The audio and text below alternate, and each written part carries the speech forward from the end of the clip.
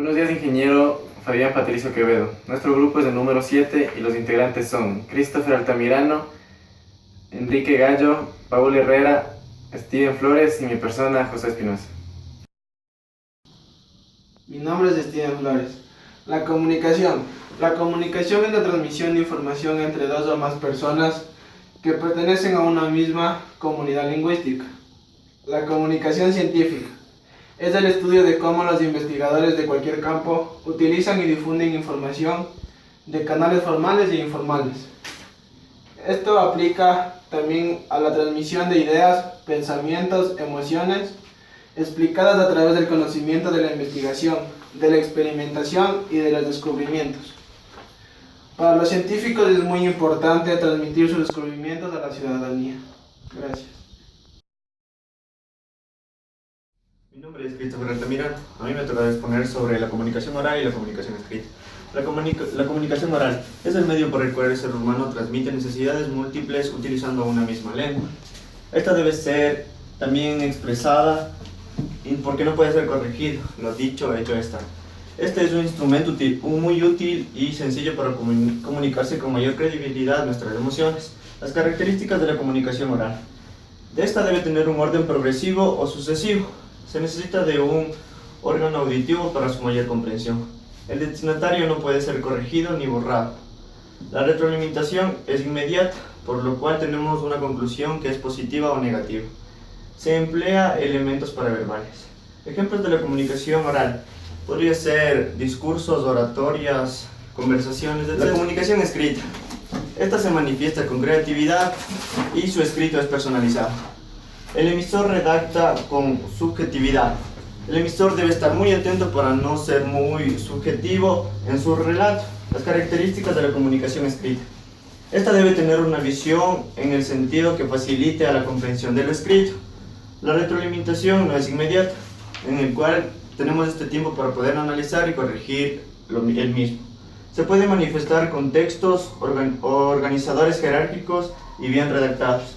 El mensaje es verificable, claro y lógico y debe basarse en un argumento. Ejemplos de la comunicación escrita pueden ser textos, revistas, libros, etc.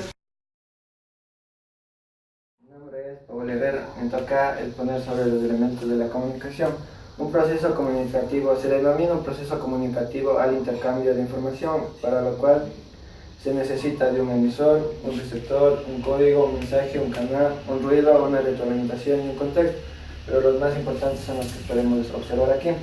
El emisor. El emisor es la persona que transmite y elabora la información. El receptor, en cambio, es el que recibe la información transmitida por el emisor. El mensaje es el contenido informativo que se transmite y se elabora mediante signos. El código es el conjunto de signos que se relacionan entre sí mediante reglas que pueden ser verbal y no verbal. El canal es el medio físico por donde se difunde o se transmite la información y estos canales pueden ser auditivos, visuales, táctiles e incluso olfativos u gustativos. Y el ruido es la dificultad que impide que el mensaje sea transmitido correctamente al receptor.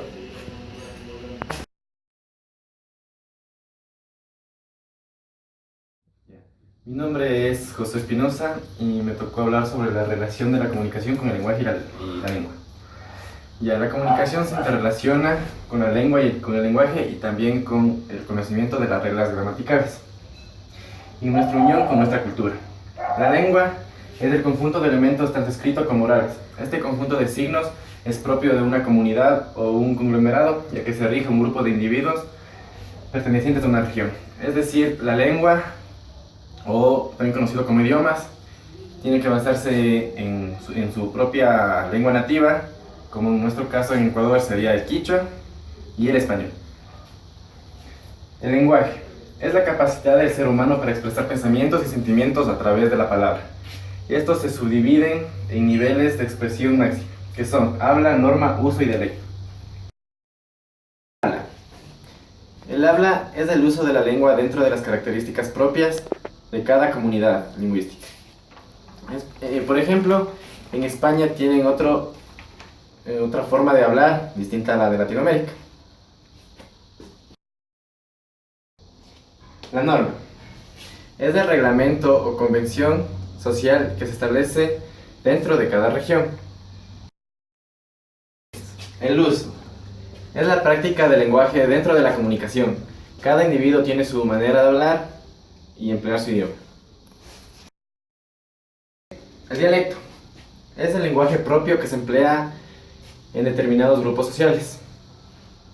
Esto también se les llama como tribus urbanas. Es decir, en nuestro país aún existen comunidades indígenas como son los shuaras y tienen su propio idioma con los cuales pueden comunicarse solo entre ellos. Gracias.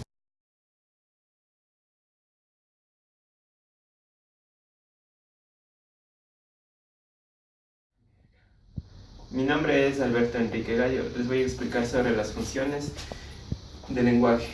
Son expresiones para transmitir al receptor. La función denotativa o referencial es la que transmite al emisor sin que reaccione el receptor, y esto se centra más en el mensaje. La función expresiva o emotiva es la que transmite el estado de ánimo que tiene que ver con los sentimientos y movimientos corporales y la notación de voz. La función apelativa es influir con el receptor para que reaccione al mensaje recibido con sus propias estrategias. La función fática son instrucciones físicas y emotivas con la conexión y el contacto físico para la estimulación de sentimientos. La función poética o estática es la que llama la atención con su forma elegante y poética de hablar, más se basa en su contenido. La función metalingüística se manifiesta con su propia lengua en función de contrarrestar la forma lingüística que habla. Esta fue la presentación del grupo número 7. Espero que les haya gustado. Muchas gracias por su atención.